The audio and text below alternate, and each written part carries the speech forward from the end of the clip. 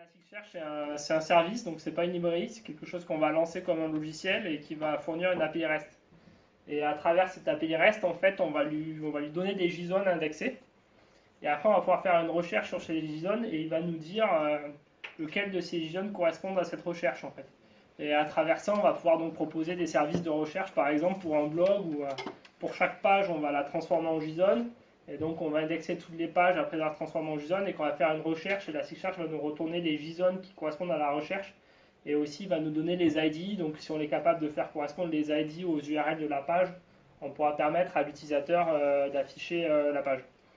Donc, voilà le principe.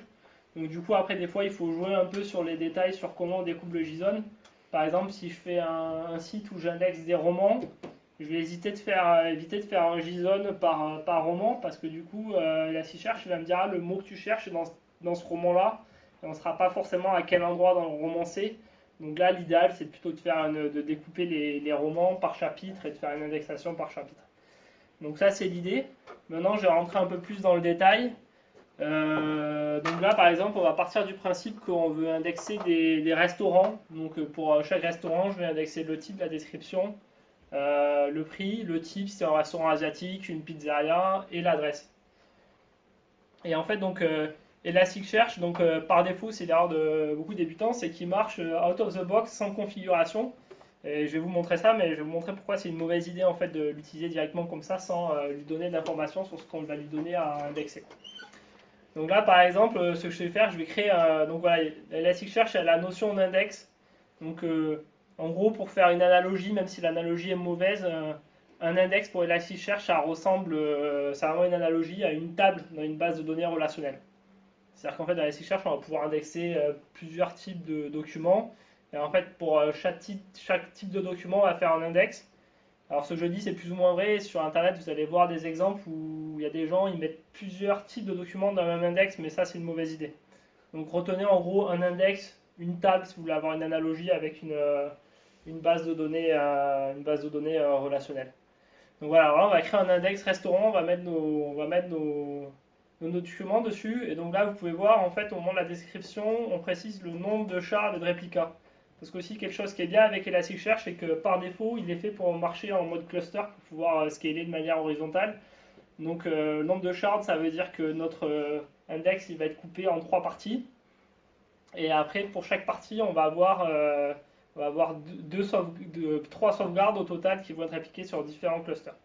Mais bon, cet aspect-là, dans cette présentation, je n'en parle pas beaucoup, donc je vous dis que ça existe.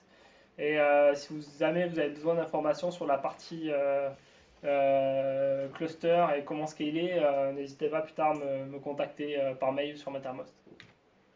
Donc voilà, là, on a créé donc un index et on n'a pas spécifié le mapping. Le mapping, c'est un peu l'équivalent d'une Sheba dans une table, mais on peut quand même indexer des documents directs. Donc là, par exemple, j'indexe mon premier JSON, donc voilà comment ça se passe. Je fais un bet pull sur l'index, et après, à la fin, je mets l'ID, donc en rouge là, donc je mets 1. Et après, donc voilà, j'indexe un JSON, et en fait, tout seul, donc il a inféré un peu le type. Et en fait, c'est pas vraiment une bonne idée, parce que par exemple, là, le JSON que j'ai indexé, donc en titre, j'ai mis 42, et j'ai oublié de mettre une chaîne de caractères. Et donc en fait, ce qui se passe derrière, si j'indexe un autre restaurant avec pour titre Pizza de Lormeau par exemple, et bien du coup Elasticsearch il n'est pas content. Mais en fait, ce qui est passé, c'est quand il a vu le premier JSON, il a inféré tout seul que le champ qu'il avait jamais vu, qu'il connaissait pas, mais il a inféré que c'était un nombre. Et du coup, il a commencé à écrire un index pour des nombres. Et du coup, après derrière, quand on indexe quelque chose avec autre chose qu'un nombre, et bien il râle.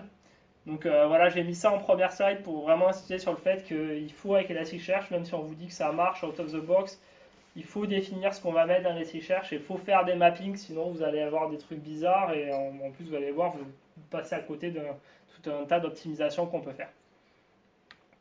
Donc là par exemple, en fait, on peut faire aussi une requête pour voir le mapping qu'il a inféré dans l'index. Donc alors il faut savoir en fait, je vous ai dit un index c'est un seul type, mais potentiellement on peut mettre plusieurs types dans l'index, mais il ne faut pas le faire. Donc là on voit quand on regarde le résultat, il dit dans l'index restaurant, on a un type restaurant et puis il donne le mapping. Et donc on voit qu'il y a plusieurs propriétés qui sont inférées. Donc les propriétés ça correspond aux clés du JSON. Et donc on voit bien par exemple pour title, là je l'ai mis en rouge, il avait inféré que c'est de type long. Bon, après, il y a d'autres détails, je vais pas rentrer dans d'autres choses là qui s'affichent, je pense que vous ne comprenez pas, je vais pas rentrer dans le détail maintenant. Mais voilà, l'idée c'est de dire que même si ça paraît magique, en fait, derrière, il infère un mapping, qu'on peut voir ce qu'il a inféré, et que dans ce mapping, il y a vraiment des choses précises qui se passent.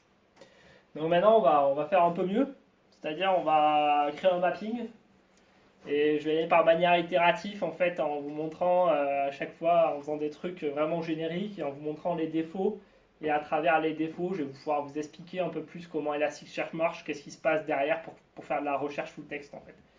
Donc voilà, là j'ai fait un mapping vraiment basique, mais au moins je lui ai dit les champs qu'il va retrouver et je lui ai dit quel type c'est.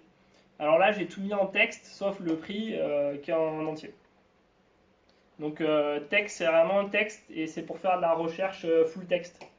Et si vous voulez quelque chose pour pas faire de la recherche full text, c'est-à-dire qu'il faut retrouver le terme exact pour le document remonte, vous trouverez keyword dans la documentation de Elasticsearch. Donc voilà, donc là je vais indexer des restaurants. Donc tout à l'heure je vous ai montré, je faisais un put pour mettre un restaurant. Donc si j'avais Elasticsearch, vous avez toute une masse de documents à indexer. Il faut penser à passer à travers l'API bulk. Bon, moi je l'ai mis, ça me permettait surtout de mettre tout sur une slide, mais aussi ça me permet d'en parler. Donc en fait le principe de bulk, en fait, c'est plutôt que d'envoyer un JSON, on va envoyer plusieurs JSON sur une seule requête HTTP. Du coup, ça permet de minimiser l'overhead du protocole HTTP qu'on a genre 10 000 documents indexés, quoi. Et donc si vous faites ça, la technique c'est quand même pas tout envoyer d'un coup, c'est de essayer de faire des paquets de 1 meg à 6 meg en fait par requête. Et l'idéal, si vraiment la perf c'est important, c'est de faire une recherche par dichotomie. Vous commencez avec 1000 documents, puis vous doublez ainsi de suite, juste à trouver le moment où les perfs commencent à décroître. Donc voilà, alors maintenant que j'ai un accès de documents, je vais vous montrer un peu l'API de recherche. Donc voilà, encore une fois, ça se fait à travers une API REST et il y a un langage qui est en JSON en fait. Et donc là, voilà, ça c'est vraiment une requête vraiment basique. Je cherche sur le champ de description et je cherche les documents de type asiatique. Donc là, ça c'est une requête de type match. Donc match c'est pour faire des requêtes de type full text, c'est-à-dire pour chercher dans des gros textes des termes à l'intérieur du texte sans vraiment chercher à avoir la chose précise. Et donc là, on peut voir la réponse. Donc on voit que déjà ça marche bien. Il m'a bien remonté mon restaurant asiatique. Donc dans l'info qu'on voit, on peut voir qu'on récupère toute la source du document. Donc ça c'est quelque chose qu'on peut paramétrer, mais ça peut être utile. Donc ça peut éviter, si on met tout le document dans Elasticsearch, d'éviter de faire un aller-retour vers la base de données de notre application principale. Puis après on voit qu'il y a une notion de score, bon j'en parlerai plus dans le détail après. Mais maintenant je vais vous montrer, là j'ai fait un basique vraiment basique, et je vais vous montrer pourquoi c'est pas terrible. Mais là je fais une recherche et asiatique, je rajoute un S. Et là, j'ai plus rien qui remonte. Pourtant, je sais pas vous, mais moi dans Google, si je tape asiatique avec un S ou pas un S, il arrive quand même à me remonter les bons documents. Et l'S là n'est pas vraiment important, quoi. Donc en fait, pour vous expliquer pourquoi c'est là la recherche avec le S a pas mal marché et comment on va pouvoir faire des recherches qui marchent bien, peu importe si on rajoute un S ou pas ou d'autres détails. Je vais vous expliquer un peu comment Elasticsearch marche derrière en fait. Et en fait, Elasticsearch, quand on fait un index donc de type texte pour la recherche full text, il utilise systématiquement ce qu'on appelle un analyseur. Donc là, on n'a pas spécifié un, donc il utilise l'analyseur par défaut. Donc en gros, en fait, le principe d'un analyseur, c'est de prendre une grosse chaîne de caractères et de le découper en tokens. Et en fait, avec ces tokens, on va pouvoir construire un index inversé. Donc là, vous avez la représentation graphique d'un index inversé. En fait, c'est-à-dire que l'idée, c'est qu'à partir d'un token donné, je vais être capable très rapidement de trouver tous les documents qui comportent ce token. Donc en fait, la magie, elle est un peu là. Je prends des documents, je les découpe en tokens, je construis un index inversé. Et après, quand l'utilisateur fait une recherche, je fais le même traitement. Je prends ma recherche, je la découpe en tokens. Et du coup, à partir de mon index inversé, pour chaque token, je vais trouver les documents qui correspondent. Et après, je vais avoir un set de documents et je vais prendre le document, en gros, c'est plus complexe que ça, mais en gros, je vais prendre le document qui comporte le plus de tokens dans ma recherche. Donc, ce qui est vraiment bien avec Elasticsearch, vraiment si vous voulez commencer à faire quelque chose, moi ce que je vous conseille c'est de toujours regarder l'API Analyze. Et c'est vraiment là qu'on comprend ce qui se passe un peu. S'il y a une recherche qui ne marche pas, c'est qu'il faut regarder ce qui se passe. Si on veut comprendre des choses de la documentation d'Elasticsearch, on peut passer à travers ça. En fait, le principe, c'est on lui spécifie un analyseur, on lui donne une chaîne de caractères, on voit comment Elasticsearch découpe en tokens. Donc là, j'ai mis l'analyseur standard, c'est ce qui était utilisé dans mon mapping d'avant, vu que j'ai rien spécifié. Et là, en fait, l'analyseur, on voit qu'il est très basique. En fait, il se limite uniquement à découper la chaîne de caractères sur les espaces et les signes de ponctuation. Mais il y en a d'autres. Et par exemple, en fait, dans notre cas, ce qu'on aurait utilisé, c'était l'analyseur français. Et là, on voit qu'il fait plus que découper sur les espaces, quoi. Donc déjà, on voit que asiatique, il a raccourci en asiat, je vais expliquer après pourquoi. On voit qu'il trie aussi dans le VNS et on voit aussi qu'il a supprimé des mots. Alors en fait, le coup du coup avec Elasticsearch, c'est que, bon déjà si on utilise l'analyzer French, c'est vraiment bien, mais si on rentre vraiment dans le détail, en fait, souvent on va vouloir implémenter nos propres analyseurs. Donc en fait, avant de reparler un peu plus des analyseurs, je vais vous expliquer ce que c'est pour Elasticsearch un analyseur. Donc tout ce que je dis, c'est vrai pour Lucene en fait, donc, parce que j'ai oublié de spécifier ça. Elasticsearch est un logiciel qui se sert d'une bibliothèque qui s'appelle Lucene, qui a été utilisé vraiment pendant très longtemps pour faire de la recherche full texte. Donc c'est les mêmes principes qui ressortent, c'est juste avec Elasticsearch, c'est quand même plus simple de configurer les choses. Donc en fait, un analyseur, il est découpé en trois sous-parties. La première partie, c'est le filtrage des caractères. Si on prend la chaîne qui arrive et on supprime des caractères tout simplement. On peut faire ça avec des regex et tout ça. Alors ça, on l'utilise rarement. Le seul exemple concret que j'ai vu, c'est pour supprimer les balises HTML. Par exemple, si on veut indexer de l'HTML, faire un filtrage de caractères, hop, ça enlève les balises et puis après on se retrouve avec le texte sans les balises. Après, la deuxième partie qui est vraiment la plus importante, mais au final, en fait, on la touche jamais, surtout quand on indexe des langues occidentales, c'est le découpage en tokens, c'est-à-dire comment on segmente notre texte en petits mots. Et donc voilà, la plupart du temps, on va utiliser le tokenizer standard qui, comme je l'ai dit, fait une séparation sur les espaces, les tables, etc. et les signes de ponctuation. Et après, la troisième partie, en fait, c'est là où souvent toute la customisation va se passer. Ils appellent ça les token filters. Bon, moi, je trouve que le mot filter, il est un peu mauvais. Parce qu'en fait, qu'est-ce que va faire les token filters? En fait, c'est une fonction qui va prendre le stream de token et qui, en fait, va potentiellement en supprimer. Donc, l'exemple le plus basique, c'est de supprimer ce qu'on appelle les stop words. L'idée, c'est d'enlever les mots qui sont dits vides de sens et qui sont extrêmement courants. Par exemple, les articles. Donc l'idée de faire ça, c'est de dire que ces mots-là n'ont pas de sens sémantique, donc on les enlève. Et en plus de ne pas avoir de sens sémantique, en fait, c'est que ces mots-là sont potentiellement, par exemple, si je prends si j'indexe des bouquins, ça va être dans tous les documents. Donc si quelqu'un fait une recherche avec le mot 1 et que je ne l'enlève pas, en fait, mon index inversé, il va m'envoyer tout mon corpus. Donc potentiellement, je vais me retrouver avec tout mon corpus en RAM et bon, ça va faire exploser Elasticsearch. Donc voilà, ça c'est l'idée pourquoi on enlève les mots vides de sens, et ça c'est un filtre de token. Après je vais vous expliquer que c'est pas forcément une bonne idée, mais ça c'est pour plus tard. Après il y a une autre partie qui s'appelle la transformation, un autre type de filtre sur token qui s'appelle la transformation, et là on voit que c'est plus vraiment un filtre en fait, ça correspond plus à un map. Si on prend des tokens et potentiellement on les transforme par d'autres, et en plus potentiellement on peut en rajouter. Par exemple on peut avoir un token filter qui va gérer les synonymes, et par exemple dès qu'il trouve le mot sandwich, et bien, il va mettre sandwich et il va rajouter sous-marin pour les Québécois. Désolé pour les exemples, j'ai préparé cette présentation à Montréal, donc c'est souvent des trucs comme ça qui me sont venus à l'esprit. Et donc voilà. Et donc par exemple, si on regarde la documentation de Elasticsearch, qu'on regarde un peu les analyseurs et qu'on regarde l'analyseur français, eh ils expliquent comment l'analyseur français est construit en interne. Et donc je vous ai mis sa définition en termes du DSL et Elasticsearch. Donc on voit le tokenizer, ce que je vous ai dit, qui coupe la chaîne de caractères standard. Et là à droite, je vous ai mis les différentes étapes. En fait, moi j'aime bien voir les analyseurs comme un pipeline où il y a différentes transformations qui sont faites les suites à l'une des autres, et c'est ce que j'ai mis à droite. Donc là on voit la chaîne de caractères, elle arrive au début, elle n'est pas découpée. Donc le premier boulot, ça va être le tokenizer qui va découper. Donc là on voit que ça fait un tableau de tokens. Et après, c'est à partir de ce tableau de token, et c'est là qu'on va commencer à mettre des filtres en place. Donc le premier filtre utilisé par l'analyseur français, c'est d'enlever tout ce qui est les apostrophes en fait. Et donc l'idée, voilà, c'est de dire que si je cherche et, mais je vais pas rater, je vais pas passer à côté d'un document par exemple qui comporte n apostrophe est parce que c'est le même sens. Donc ça, ils appellent ça l'élision. Donc ça, c'est le premier filtre. Après, il y a le deuxième filtre, donc je vous ai expliqué, c'est le stop word. Et après, il y a le dernier filtre. Et c'est là où se joue énormément de choses dans Elasticsearch.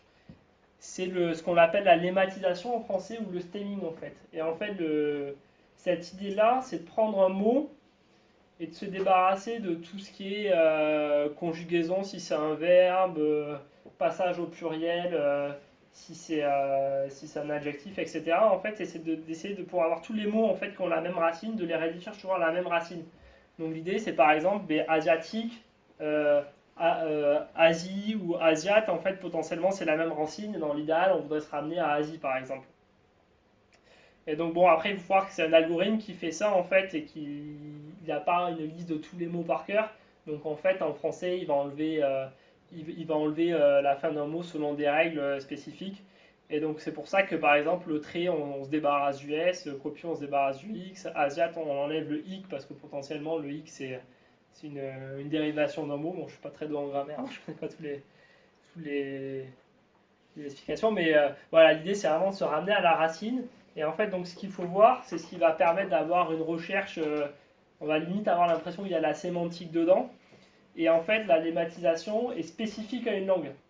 Et ça, il faut vraiment l'avoir en esprit. En fait.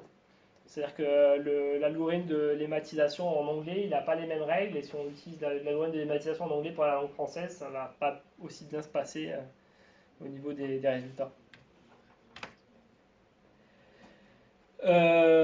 Donc voilà, donc je reviens sur notre mapping et maintenant là, voilà, comment on spécifie l'analyseur, c'est quand on met le champ de type texte, on dit aussi quel analyseur on veut.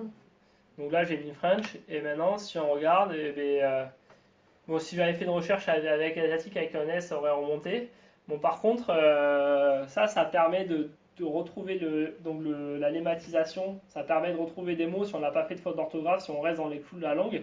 Par contre, si on fait une faute de frappe, là, ça va rien remonter. Si je tape asiatique à la place de asiatique, ce qui peut arriver parce que le U est à côté du I sur le clavier, et bien là, je trouve rien. Et donc là, je vais vous montrer une autre technique pour avoir une recherche résidente aux fautes de frappe qui s'appelle la technique par n-gram. Et donc là, ça va se jouer pareil, ça va être un token filter en fait qui va prendre donc un token, donc potentiellement de n'importe quel nombre de lettres, et à partir de ce token, il va générer les sous-tokens en fait, donc les sous-mots de ce mot-là entre deux paramètres de taille variable. Alors c'est dur à expliquer, mais l'exemple est simple à comprendre. Donc là par exemple, je lui dis je veux tous les tokens entre 3 et 7. Donc là on voit que pour asiatique en fait, il m'a généré tous ces mots-là. Donc on voit qu'il a généré tous les mots de taille 3 en se déplaçant. Après il a fait pareil avec tous les mots de taille 4, ainsi de suite. Donc en fait l'idée, c'est après dans l'index inversé, plutôt que de stocker asiatique et la correspondance avec le document, on va stocker comme token Asie, Asia, asiatique, ainsi de suite. Et donc l'idée c'est quand on va faire la recherche, en fait, on va faire le même traitement. Et en fait, deux mots qui sont les mêmes dans la tête d'une personne mais qui ne sont pas les mêmes parce qu'il a fait une faute de frappe, il y a sûrement une ou deux lettres qui varient. Donc ils auront vraiment un fort ensemble de tokens communs à travers le filtre n-gram. Et donc ces documents-là vont remonter. Donc voilà, là on commence à avoir des mappings un peu plus compliqués. Et donc là, dans la création de mon index, j'ai une partie settings où je peux préciser des analyseurs. Et donc là, voilà, donc là je fais un analyseur que j'appelle ngram analyzer. Donc je lui dis le tokenizer c'est le standard, donc on garde le même découpement des mots que pour l'analyseur français. Par contre, on enlève la lématisation du coup. Et après, je rajoute des filtres. Donc, je rajoute un premier filtre, c'est l'ASCII folding. Donc, quand vous faites des trucs avec la langue française, c'est toujours bien de le mettre. Celui-là, en fait, qu'est-ce qu'il fait? Il enlève les accents. Moi, souvent, quand je tape sur Google, je ne mets pas les accents. Mais...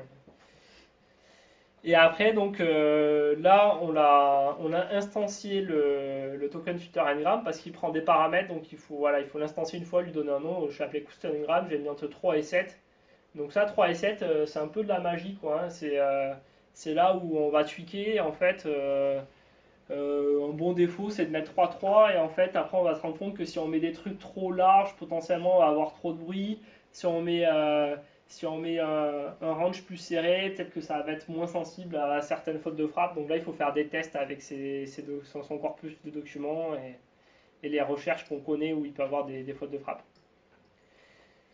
Et donc maintenant, donc voilà, analyseur, là je peux mettre l'analyseur que j'ai spécifié en haut et puis c'est bon, donc je peux re-indexer mes documents et on peut faire un test. Et voilà, là je fais une recherche et maintenant on recherche asiatique et là on voit bien qu'on retrouve asiatique.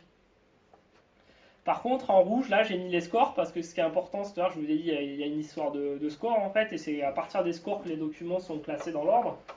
Donc si vous avez un énorme corpus, en fait, pour des recherches, potentiellement, vous aurez 3000 documents qui matchent, mais l'utilisateur, il va regarder que les 20 premiers, quoi. C'est comme sur Google, quoi. Donc le scoring, c'est vraiment un aspect important. Et là, par exemple, on voit que j'ai un restaurant avec le mot gastronomique qui a remonté et qui a un score vraiment similaire à asiatique, en fait. Alors gastronomique, bah, ça n'a rien à voir avec, asiatique, quoi. Donc voilà, tout ça pour vous dire que bon, il n'y a pas de magie. Quand on met en place des choses pour avoir des recherches qui sont vraiment résilientes aux fautes de frappe et tout ça, mais souvent on va augmenter le bruit. Par exemple, si je fais une recherche à gastronomique, alors là ça montre vraiment le problème. Parce que gastronomique, là l'utilisateur il n'a pas fait de faute de frappe. Donc à la rigueur, s'il fait une faute de frappe, ben voilà, on remonte du bruit, mais on se dit il n'y a vraiment pas de magie, le mec il a fait une faute de frappe, on n'est pas voyant, quoi. Mais là il n'a pas fait de frappe de frappe. Et là, on revoit que le restaurant asiatique, il remonte quasiment avec le même score que gastronomique. Donc ça, qu'est-ce que ça veut dire potentiellement? C'est-à-dire que potentiellement, si j'aurais un corpus, je sais pas, avec 3000 restaurants, peut-être que les restaurants avec le mot gastronomique exact, ils seraient arrivés en bas d'autres documents avec des mots proches d'asiatique. Donc là, il y a une technique pour avoir un peu le meilleur des deux mondes. Et en fait, ça va me permettre aussi de vous montrer que dans Elasticsearch, pour un champ donné du JSON, on peut l'indexer de plusieurs manières possibles. Et donc là, en fait, l'idée, c'est de dire, bah, maintenant, mon champ description, je vais l'indexer une fois après l'avoir passé après l'analyseur français, et je vais l'indexer une autre fois après l'avoir passé à l'analyseur avec la technique du ngram. Et après, la technique, c'est quand je vais faire la recherche, je vais pouvoir utiliser les deux index. Donc je vais prendre ma chaîne de recherche, je vais l'analyser deux fois, une selon l'analyseur French, une selon l'analyseur ngram. Et avec ces mots-là, je vais pouvoir, donc je vais avoir deux sets de résultats et je vais pouvoir prendre un peu des deux sets de résultats. Donc, alors je vais peut-être aller un peu vite sur la description là. Donc oui, voilà. Donc l'idée c'est description. Le champ, en fait, je fais des sous-fields. En fait, ça veut dire que Elasticsearch il va avoir un champ description dans le truc qui arrive. Et après, en fait, il va créer donc au niveau de l'index, il va créer un champ description et là, ça sera un français. Et après, il va faire un champ qui va appeler description.ngram. Donc au niveau de la recherche, c'est comme si on avait deux champs. Et lui, il sera utilisé avec l'analyseur ngram. Et après, donc au niveau de la recherche, là, on va plus pouvoir faire un simple match parce que le match était sur un seul champ. Mais on va utiliser le multimatch. Donc le multimatch, il permet de lancer une query sur plusieurs champs. Et donc là, voilà, je vais faire une recherche sur le champ description, du coup le champ analyseur français, et une recherche sur le champ description.ngram, donc analyseur en ngram. Et là, l'espèce de puissance 4 que vous voyez, c'est parce qu'en fait, l'idée, c'est de dire si je retrouve avec l'analyseur français, c'est que l'utilisateur a sûrement pas fait de faute de frappe. Et du coup, en fait, les documents qui remontent avec l'analyseur ngram, c'est sûrement du bruit à côté de ce qu'il veut. Et donc, du coup, du coup, en fait, ce que je fais, c'est voilà, je multiplie le scoring des documents qui remontent avec l'analyseur français pour qu'ils passent devant. Et donc voilà, maintenant on voit bien qu'avec la même recherche gastronomique, bon, j'ai le restaurant gastronomique qui remonte. Bon, j'ai toujours le restaurant asiatique qui remonte, mais on voit que son score est beaucoup inférieur, est vraiment inférieur à l'autre document. Donc, c'est-à-dire sur un énorme corpus de documents, ben, gastronomique, en faisant une recherche gastronomique, asiatique, qui serait retrouvé au fond et on l'aurait même pas vu, quoi. Donc tout à l'heure, je vous disais que souvent on enlève les stop words, donc les mots très communs, pour des raisons de performance et aussi parce qu'on dit qu'ils sont vides de sémantique. Alors autant la première raison elle est valable, autant la deuxième elle n'est pas valable. Et là je vais vous montrer un exemple. C'est si je fais une recherche et que je recherche, moi je suis un radin et donc je recherche les restaurants qui sont pas chers, quoi. Ça c'est important pour moi, quoi. Et du coup, si je fais une recherche avec le mot pas cher, voilà, vous avez vu, voilà, j'ai retravaillé mon corpus pour dire, ben voilà, j'ai dit un restaurant gastronomique où tous les plats coûtent cher, et après j'ai mis 2 restaurants où je dis que les plats coûtent pas cher. Et donc en fait, si je fais une recherche avec pas cher, il va considérer pas comme un stop word, donc dans l'analyseur French et défaut d'Elasticsearch, pas, voilà, c'est un stop word, donc il enlève. Et en fait, il me fait d'abord remonter le restaurant gastronomique avec 2 fois le mot cher, parce qu'il est 2 fois, donc le scoring est plus important, et après, il met le restaurant pas cher en bas. Et donc là, c'est vraiment un exemple très clair de dire, bah, des fois, les stop words, ils peuvent avoir une sémantique très forte, et ça peut vraiment embêter l'utilisateur de ne pas le trouver. Ou par exemple, on peut penser aux articles, des fois, même les articles, on dit ça n'a vraiment aucun sens, mais je sais pas, une API de recherche sur des noms de groupes, peut-être qu'il va y avoir un groupe qui va s'appeler le chat et un groupe qui s'appelle juste chat, et du coup, le fait de rajouter c'est le petit truc qui fait qu'il faudrait que notre truc il remonte en haut, quoi. Donc la technique pour faire ça, c'est de dire bon ok, les mots, les stop words c'est important. Donc là en fait ce que j'ai fait, c'est que j'ai pris la description de l'analyzer French dans la doc, je l'ai copié-collé dans mon mapping, j'ai enlevé la partie stop word et je l'ai appelé custom French. Et après dans mes documents, je leur ai dit d'utiliser l'analyzer custom French et c'est bon. Et donc voilà, maintenant si je fais une recherche avec pas cher, en plus là j'ai utilisé une match phrase alors plutôt qu'une match. Donc match, l'idée c'est je mets un mot, ça va être découpé en une série de tokens. Plus j'ai de tokens c'est bien, mais j'ai pas besoin forcément d'avoir tous les tokens de ma recherche et pas forcément dans le même ordre. Tandis que match phrase, ça c'est l'équivalent quand vous faites une recherche avec des guillemets. Et bien là, du coup, ça veut dire qu'il faut vraiment que j'ai les tokens dans le même ordre et qu'ils soient tous présents. Donc là, si je fais ça, on voit bien que j'ai bien mon restaurant qui remonte et que j'ai pas les restaurants avec juste ce cher qui remonte. Donc, ce que je vous ai dit tout à l'heure, c'est qu'en fait, le problème de mettre les stop words, c'est au niveau de la recherche potentiellement. Voilà, si je fais une recherche avec pas cher, en fait, que j'ai plusieurs millions de restaurants dans ma base, ça va relever en RAM tous les restaurants avec le mot pas. Et en fait, dans notre cas-là, si on réfléchit, ce qui est important, c'est d'abord d'avoir les documents avec le mot cher, et en plus, si dans le document pas, on veut les remonter. Mais un document uniquement le mot pas, mais pas le mot cher, et bien du coup, ça ne nous intéresse pas vraiment en fait. Et donc en fait, Elasticsearch, ils ont une option qui permet de faire ça. Ça s'appelle Cutoff Frequency. Et en fait, l'idée, c'est que quand il va construire notre index inversé, il va faire des stats sur les différents tokens et il va compter leur fréquence en fait. Donc il fait ça aussi par défaut pour le scoring en fait. C'est-à-dire que voilà, je ne vais pas rentrer dans le détail tout à l'heure, mais pour le scoring, il utilise un algorithme qui s'appelle TF-IDS, c'est-à-dire que plus un de nos documents qui remonte dans la recherche comporte de tokens de la recherche, mieux c'est, et plus le token est retrouvé dans le document, mieux c'est. Et par contre, l'idée c'est de dire que plus le token est rare, plus il a de l'importance.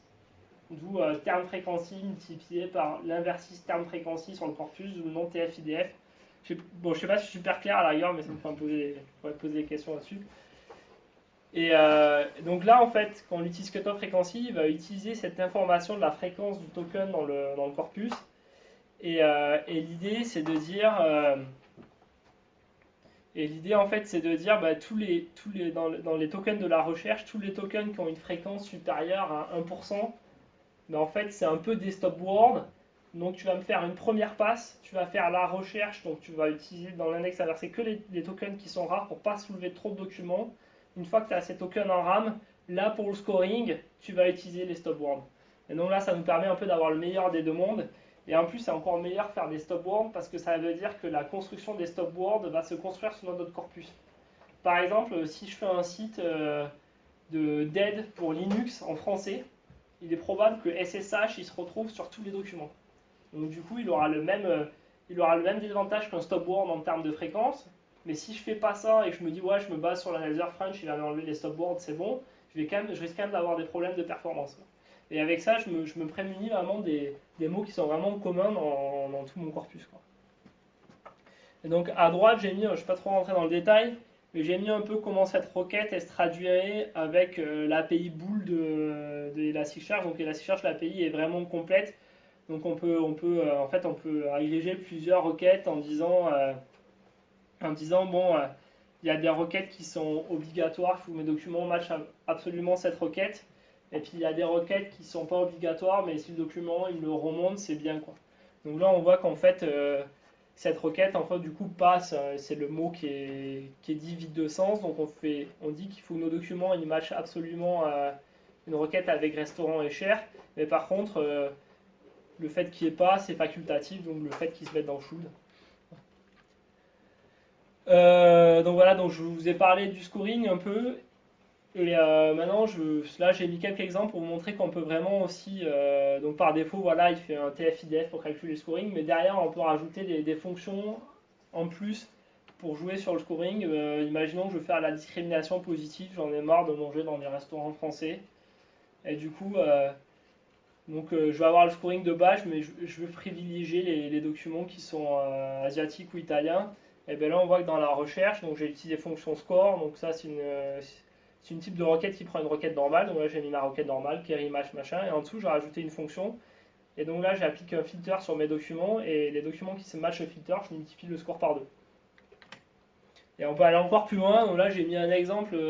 En réalité, il y aurait des manières plus élégantes de faire ça, mais c'est pour vous montrer vraiment la flexibilité du truc. On peut carrément faire des scripts en fait dans la fonction qui multiplie le score. Donc là, toujours parce que je suis en radin, en fait, je me suis dit, je veux favoriser les restaurants pas chers. Je veux pas faire un feed, je pourrais faire juste un feed sur le prix, dire je veux que le restaurant de 0 à 20 euros. Mais imaginons, je cherche un peu le meilleur du monde, je veux absolument manger du homard, donc même si le restaurant est cher, je veux avoir un restaurant avec du homard. Mais par contre, s'il y a 2 restaurants avec du homard, je privilégie celui qui est pas cher. Donc là, ce que j'ai fait en fait, c'est que donc voilà, j'ai utilisé la fonction score et en fait j'ai utilisé script score, ça veut dire que je prends le score initial et je peux appliquer un script dessus. Donc Elasticsearch, ils ont fait un langage qui s'appelle le Penless qui permet justement tout ce qui est script. Et le Penless, c'est un mélange entre le Groovy et le Java. Et pourquoi ils ont fait un énième langage en fait, c'est pour s'assurer que ce qu'on exprime dans ce langage, il n'y a pas de problème d'exécution en termes de perte. C'est-à-dire qu'on ne peut pas exprimer des choses qui vont prendre plusieurs secondes à calculer. Et donc là, du coup, c'est ce que j'ai fait ici, c'est que j'ai multiplié le score par une fonction qui est inversement proportionnelle au prix, quoi. Et donc, c'est-à-dire que plus le prix est cher, plus mon score va diviser.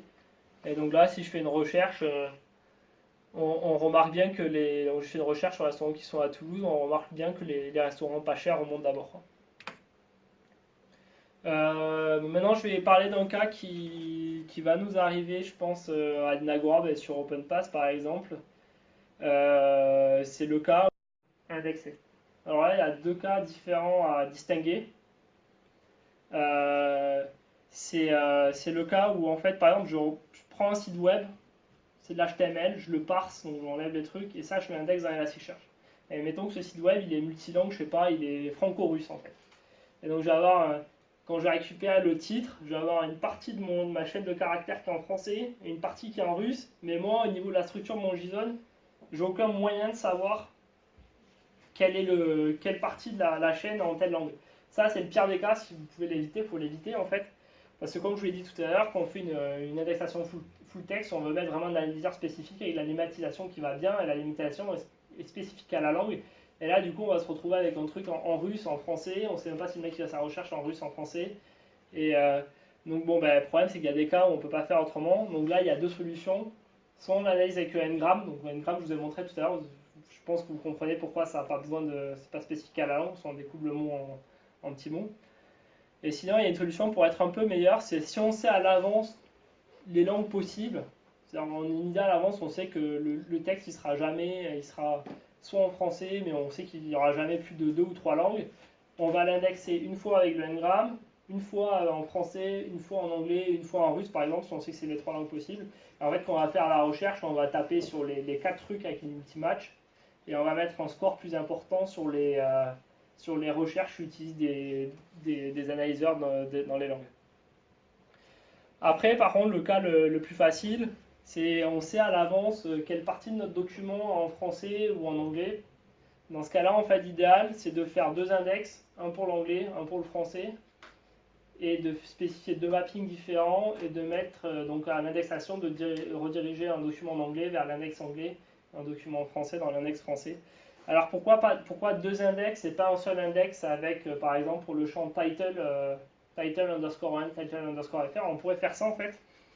Mais ça serait problématique si du coup on a une partie de notre corpus qui est en moitié traduit en fait. Parce que ça veut dire que pour certains documents, on va indexer avec des champs qui seront des valeurs nulles.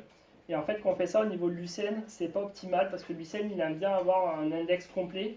Et si on fait ça, il va se retrouver avec un index éparcé. Et du coup, on va prendre la place sur le file system pour rien et ça va être néfaste aux performances. Bon, alors là, c'est une slide que. Donc, ça, c'est la gestion des synonymes. Donc, que j'ai expliqué tout à l'heure. En fait, il suffit de rajouter un filtre en fait et lui dire quand tu trouves un mot, tu le remplaces par tel mot. Alors là, la petite subtilité, c'est que si vous regardez bien les slides, en fait, on a l'impression que je suis dyslexique et que j'ai oublié un S à sous-marin, j'ai oublié un E à formule. Et en fait, non, c'est que j'ai fait le choix de mettre le filtre de synonyme après la lématisation. Et pourquoi j'ai fait ça? Parce que ça me permet d'éviter tous les cas sous-marins, par exemple formule avec un S, formule avec sans S. Je me mets après la lématisation. Donc j'ai fait un test à travers l'API Analyse pour voir ce que devenait formule et je me suis mis après. Donc, cette slide elle peut paraître un peu inutile, mais en fait c'est plus ça l'aspect qui est important, c'est de voir que quand vous allez faire des analyseurs custom, il faut bien réfléchir à où on met les choses, bien voir que c'est un pipeline et il y a des choses qui sont intéressantes de mettre après la lématisation et d'autres non. Voilà, donc là j'ai fait un exemple avec sous-marin, donc c'est juste une slide pour montrer que ça marche. Bon, maintenant j'aborde la dernière partie de la présentation, c'est les données géolocalisées. C'est simple à comprendre et c'est quelque chose qui est super intéressant en fait, c'est de pouvoir donner des coordonnées géographiques à nos documents et de pouvoir faire des recherches là-dessus. Et donc voilà, donc là j'ai repris le mapping d'avant et j'ai rajouté un champ de type coordonnées et j'ai dit que c'était un champ de type géopoint. Et donc en fait quand j'indexe mes documents, je lui donne des coordonnées, donc longitude, latitude. Et après du coup quand je fais des recherches, j'ai tout un tas de possibilités qui arrivent. Donc par exemple là, je fais une recherche de type boule, donc je veux les restaurants de type français. Donc j'aurai les restaurants de type français et je veux les restaurants qui sont à 1 km du travail. Donc là, j'ai une. Donc, ouais, je suis pas clair, je suis désolé parce que là, je fais un peu de slide où je fais pour tous et je présente en même temps l'API boule et les requêtes de type filter. Donc une requête de type filter, c'est une requête qui est binaire, c'est-à-dire que soit ça match, soit ça match pas. Donc ici, dans nos documents, soit il match la condition, soit il match pas, mais il n'y a pas d'idée de score. Donc c'est-à-dire soit le document il est français, il a un moins 1 km du boulot, donc je l'affiche, soit il n'y est pas. Et du coup, comme là il n'y a pas de score, après derrière je fais un tri, et là pareil je peux trier avec la distance. Donc d'abord afficher les documents qui sont le plus près du boulot. Donc c'est un peu pour vous donner la flexibilité qu'on va avoir dans les requêtes. Du coup, ça fait un moment que je parle de la requête de type bool sans vraiment l'expliquer. Donc là, je vais prendre le temps de l'expliquer en fait. Donc, une requête de type bool, permet d'agréger des requêtes et de les mettre dans 4 catégories. Donc, il y a les filters, ce que j'ai dit, ça permet de supprimer les documents ou de ne pas les mettre. Il y a l'inverse des filters, must not, c'est un filtre pris à l'envers, c'est-à-dire que si le document match, on l'enlève. Et après, il y a must, donc ça, c'est une condition nécessaire, mais en plus d'être nécessaire, ça va influencer le scoring, contrairement à filter. Et après, il y a should, c'est une condition non nécessaire, mais ça va permettre de favoriser le document. Voilà. Donc, alors, oui, aussi un détail sur la requête de type bool. Si on met pas must, on met juste should. Ça permet de faire des choses assez flexibles. Si on met juste should, en fait, il faut qu'il y en ait au moins une des requêtes de type should qui match. Et après, on peut spécifier le nombre qu'on veut. Donc, on peut dire il faut qu'il y ait au moins 2 de mes requêtes qui matchent. Une chose aussi qui peut être pratique à mettre en place, c'est les recherches avancées. Donc ça permet de faire des choses à la Google en fait, où si on met des mots dans la recherche, on met des mots entre guillemets, Ça veut dire il faut que la requête, il faut que les mots soient exactement dans le même ordre dans le corpus. Et après, on peut spécifier si on veut qu'il y ait des choses qui soient obligatoires ou pas avec en or. Je ne vais pas rentrer dans le détail, je préfère garder du temps pour les questions, mais c'est juste pour montrer que ça existe. Maintenant, j'ai abordé une dernière partie qui est, ça on en parle vraiment peu sur les documents sur Internet, et ça c'est vraiment important en fait, c'est les alias. En fait, il faut voir quelque chose avec Elasticsearch, c'est qu'une fois qu'on a spécifié un mapping, qu'on a indexé des documents, si on veut revenir en arrière sur le mapping, on veut changer le mapping, en fait, eh bien, on ne peut pas le faire. La seule manière de le faire, c'est de créer un autre index avec le nouveau mapping, de copier les documents d'un index à un autre et de supprimer l'ancien mapping. Donc imaginons, bah, je sais pas, dans OpenPass, je fais une recherche sur les calendriers et dans mon API, je dis ouais, ben, les recherches c'est sur l'index calendrier et puis je fais oh là là, en fait, je voulais pas indexer ça de cette manière-là. Du coup, il faut que je déplace mon index, mais du coup, dans l'application, l'index il va pointer au mauvais endroit et donc en plus, il va falloir que j'aille modifier mon application, quoi. Et donc en fait, pour se donner plus de marge de manœuvre, une idée c'est de passer par des alias. Et en fait, dans Elasticsearch, on peut prendre un alias et le faire pointer sur plusieurs index ou sur un seul index. Donc là, par exemple, ici, j'ai dit, bah, je vais faire voilà, mon application, elle va utiliser Elasticsearch pour faire des recherches de restaurants. Donc en vrai, en fait, j'ai fait deux alias. Donc j'ai fait un index, j'ai appelé V1 pour le versionner, bon c'est un exemple. Et en fait, je ne vais pas utiliser l'index directement, mais je vais utiliser des alias sur l'index et je vais me donner vraiment une marge de flexibilité. C'est-à-dire que je vais utiliser un index pour faire des recherches, un index pour l'écriture. Donc ça va pouvoir permettre de faire des choses vraiment flexibles, c'est-à-dire à un moment donné, si on se retrouve dans une situation temporaire, on peut aller taper les recherches dans un index et faire les écritures sur un autre index. Et donc l'idée en fait c'est, imaginons voilà donc là dans l'index V1, j'ai fait des choses mauvaises en fait, par exemple là tes longues je les ai mis en double, et en fait avec ça si j'aurais pu faire un champ de type géocoordonnées, donc en faisant mon index de cette source là, je m'empêche de faire des requêtes sur les géocoordonnées. Donc là je vais vous montrer un exemple de migration sur comment corriger ça et que ça soit transparent au niveau applicatif. Donc l'idée c'est là je crée un deuxième index à côté où là cette fois-ci je mets les choses bien, c'est-à-dire que je fais plutôt que de faire lat et long, je mets un champ de type position et je dis que c'est un géopoint. Alors là c'est encore plus délicat parce qu'il ne suffit pas juste de retravailler l'index, il faut aussi retravailler les documents.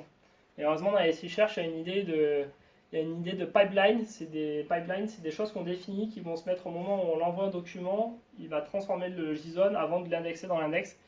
Et donc là, je fais un pipeline qui me permet de renommer, de déplacer des champs du JSON. Donc je déplace mes champs lat et long, je les mets dans un champ position.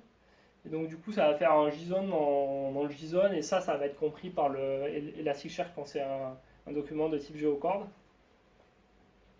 Donc une fois que j'ai créé mon nouveau mapping, j'ai créé mon alias. Là, j'utilise l'API de réindexation qui se fait au niveau d'Elasticsearch, donc qui est vraiment performante plutôt que de réindexer à partir de l'application. Je lui donne l'index de source, je lui donne l'index d'arrivée et je précifie le nouveau pipeline. Et pendant la réindexation SQL, si c'est énorme, ça peut prendre un certain temps. Mais en fait, il faut voir que notre ancien alias, il continue d'exister et notre application, elle peut continuer à tourner et elle peut continuer à faire des recherches dedans. Bon, par contre, si elle fait des recherches, mais en même temps, elle rajoute des documents, là c'est problématique. Et là, je n'ai pas adressé là. Donc si jamais en plus on veut non plus pas perdre des documents à rajouter, on pourrait faire la recherche sur l'ancien document, créer un troisième index temporaire juste pour recevoir les écritures qui ne seront pas disponibles à la recherche pendant ce moment, faire l'indexation. Et à la fin de l'indexation, ce qu'on fait, c'est que là on peut déplacer l'alias, ça c'est de manière atomique. Donc dans l'alias, on enlève les anciennes, dans les alias, on enlève les anciennes redirections vers restaurant V1 et on rajoute restaurant V2. Et donc après, potentiellement, si en plus de ça, j'avais déplacé l'écriture vers un troisième index au moment de l'indexation, là, j'aurais pu après redéplacer l'écriture vers les nouveaux index et relancer une réindexation pour récupérer les nouvelles écritures que j'ai perdues en cours de route dans le nouveau truc. Donc là, ça c'est une partie d'agrégation, mais je ne vais pas rentrer dedans parce que dans le format d'une heure, j'ai pas le temps. J'avais fait ça à Montréal, donc vous pourrez voir sur les slides, avoir une idée de ce qu'on peut faire. Donc maintenant, j'ai fini ma présentation, donc si vous avez des questions, c'est le moment. Ils sont toujours connectés. Ouais. C'est pas comme ça, je dis on t'a quitté. Attends, c'est où le... C'est dans le truc. Ah, il est en bas. Ah, là, on a le truc, ouais. Allô? Luc, Oui. une petite question. J'ai pas compris la différence au niveau des booléens entre le filtre et le must. L'idée c'est que le must, si tu fais une recherche de type full text, en fait, il va calculer un scoring. Donc le must, il va obliger que les documents soient là, mais deux documents qui matchent avec le must, il y en a un qui peut se retrouver mis en avant par rapport à l'autre s'il a un meilleur scoring. Et filter, il fait pas ça en fait. Ok, Voilà. ok, ça marche. D'autres questions? Attends, j'ai une autre question, Luc. Tu nous entends? Oui, très bien. Alors, oui, non, c'était sur l'exemple en fait avec Asiatique. Dans le premier, en fait, pour exemple que tu nous avais montré qu'il y avait déjà du stemming, si tu utilisais l'analyseur French, on voyait en fait que le token asiatique devenait Asiat. Ouais. Et dans ce cas-là, quand tu fais une recherche sur Asiatique, ça doit matcher, non? Non, Alors, non, parce c'est pas qu'en fait, la lématisation, elle a une certaine logique, et en fait, il remove ic parce que tu as plein de mots en français qui finissent par ic, qui met la même racine, en fait, si tu veux. Je suis vraiment nul à la grammaire, mais c'est un mot, tu vois. Par exemple, tu prends asiatique, mais huc, ça a aucun sens dans la langue française. Donc en fait, il dit pas que ça sert à rien, en fait. Parce que un mot, par exemple, dans la française qui finit par huc, peut-être que ça a du sens. Mais c'est une très bonne question, on m'a posé la même à Montréal, et j'ai dû vérifier. Et voilà.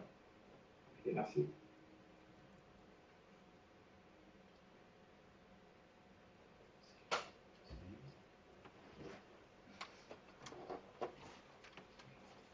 Personne n'a des questions à tout? Ouais, si personne n'a de questions à Paris, Christophe?